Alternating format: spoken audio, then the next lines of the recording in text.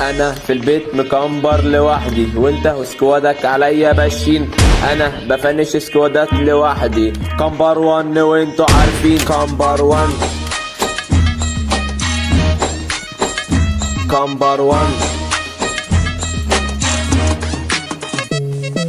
مالك واقف خايف تبص علينا، شايفاك داخل تايه وسطينا. لو كنتوا لما ولا بيهمنا تتفنش وتقل في الرانك، احذر يا اخويا فيكتور.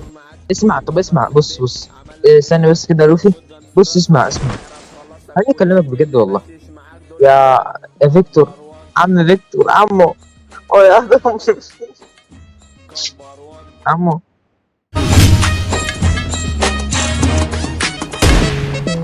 مالك واقف خايف تبص علينا، شايفاك داخل تايه وسطينا. لو كنتوا لما ولا بيهمنا تتفنش وتقل في الرانك، احذر يا اخويا.